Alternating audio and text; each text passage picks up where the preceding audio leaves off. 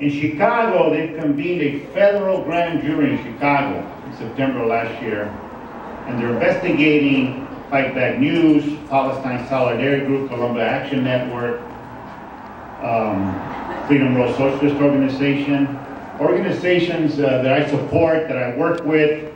We do solidarity work. We're strongly anti-war. We're all anti-war, strongly anti-war. Not only do we denounce, the wars, but we say that the people of Palestine, the people of Colombia, the Philippines have a right to self-determination. That they have a right to freedom.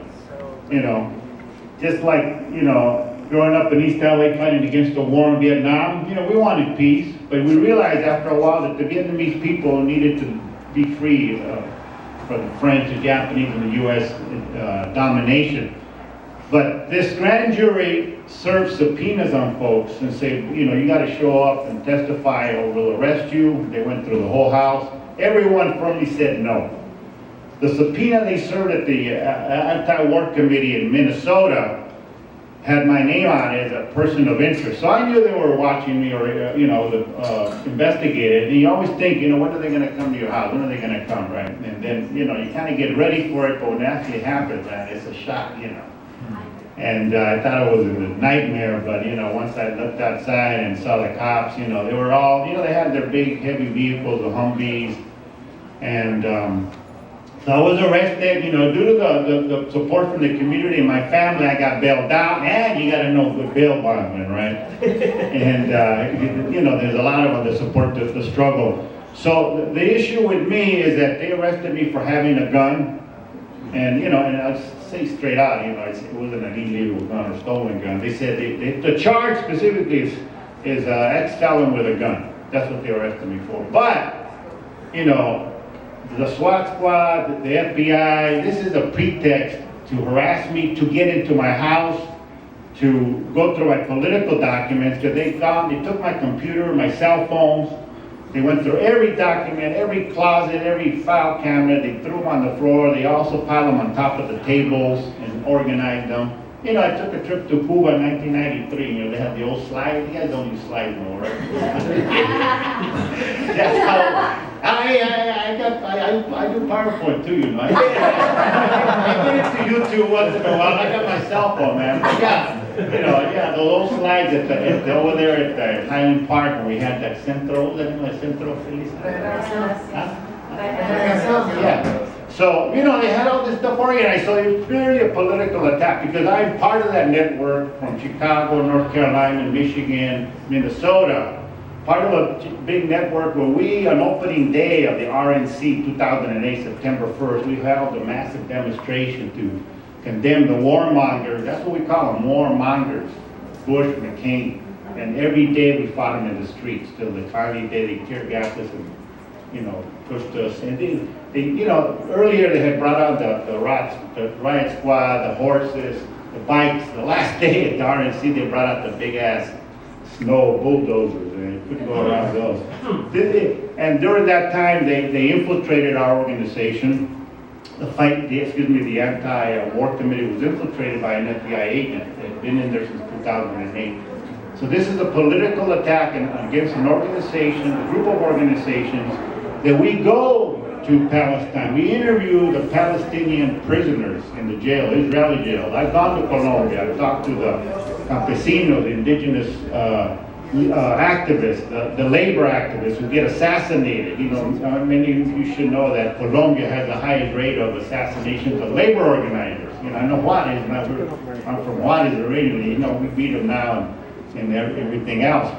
But when I came back to LA, I organized a forum at the Casa del Mexicano and condemned Plan Colombia, the billions of dollars that are given to the narco government over there to kill its own people. So this is why we're under attack, because and what they're saying is that our solidarity work, our trips, our exposure, and we write about it in the papers. If you look at Fight Back News, and you'll see all the articles on Palestine and Colombia. We denounced Plan Merida in Mexico. So we got nothing to hide. If they had anything on us, supposedly the aiding, I forget, material support for terrorist organizations, the Palestinians and the Colombians to be specific. So this is a political attack. I'm going to court on June the 16th. And we're going to fight it all the way. We're putting a legal team together, a campaign. And I see a lot of friends that have been in other campaigns before, where I've been arrested before. You know, it's a repression, you know. What's that? You hear what's up? What's up, is? Out there. Man, you know, Can't stay in trouble, bro. that's the thing is that when the cop told me he got a gun charge on you, I hope they don't have like conspiracy to overthrow the government, you know. Man, that would really scare me. But let me wrap it up. So I'm, you know. F-14 in Monterey, man. What that? Tell me I have an F-14 in Monterey. Yeah. Yeah, I mean, whatever I had, it was, they knew I had it. They knew I had it. They knew what I had. I had guns, yeah, you know, collectors, you know, whatever, self-defense. But it's a pretext to attack me to get into my car. They even tore up an album I have of Felicia's birthdays when she was a little kid. Now, what do they got to do with that? And my son's wedding, you know, and obviously I'm involved in the immigrant rights movement. Southern California Immigration Coalition has the brothers and sisters here tonight, you know.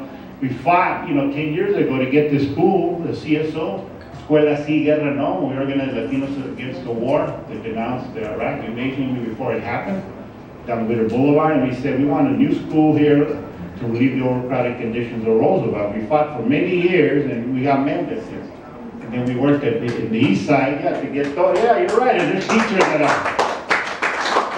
so that's really great, Marga, that you're right here in front of Montes. And then in the east side, we got Torres. So I text and phone some of the teachers, Marta Guerrero, she might come later on, and Miguel Aurora, they teach right across the street.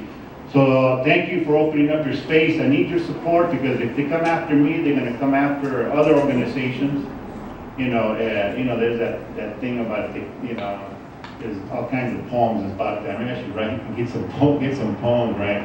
But it's kind of like I'm really pissed off. I'm angry. It's kind of that nervous laughter. So I'll take a little joke here, just to kind of take the edge off. I've been to the county jail. How many been to the county jail? So overcrowded is bad, right? But they can never figure out what to do with me. Hanging out, talking Spanish with the new immigrants, giving them advice, you're giving me advice. ¿Qué voy a hacer? Y que vamos a seguir. And we're talking on Don Dede de Juárez, de El Salvador. Then I'm talking to the homeboys over here. The homeboys got it down. Okay, introduce yourself. Walk around, got to introduce yourself. No, it's kind of cool, And now, unfortunately, they segregate the blacks. So I try to talk to the blacks and they look at me. This segregation. So after being in a holding tank for hours and hours, that woman in pajamas, right? That guy goes, well, ¿tú qué eres? ¿Tú qué eres? And I go, and they were trying to figure out what. ¿Tú qué eres? ¿Eres paisa o eres homie? So they how they segregate it. I go paisa, or homie, and I go, no, yo soy chicano. And then they look at me, oh, no eres uno de los otros, yo soy chicano, estoy con toda la gente, That thing about, separating folks, at least the homies are, together, the different neighborhoods. And yeah, you're right, the boy hates, I went to Holland back here and had some good friends here in the Liso Village. And so, thank you for your support. Let's support this place, because it's vital, an independent, media, cultural, center. Because, sometimes the government-funded folks or the people of the government are real restricted. The nonprofit sector, they do some good work, but many times, they get in tight with the government and they can't only do certain things. And then we have a flyer here. Bam! And please take one. June the 16th, we want to have a massive show of force outside of the sidewalk, Alhambra Court, so that you really live in Alhambra, right? I told the sheriffs, hey, you guys, moved out East LA because the sheriffs are all harassing. What are you guys doing? Alhambra. And then I told them, man, why don't you just knock the door? Knock the, what do you call it? Knock the doorbell. I have a whole doorbell. Bang, I told them, what you guys do with the doorbell? And they go, well. So we're going to fight it all the way. We'll put a legal team together. We're going to have have a meeting at Tuesday night over here at the F Square training on spring and 519 Spring. And if you can come out on June the 16th, It's gonna be a long struggle because this is just the arraignment, you know, the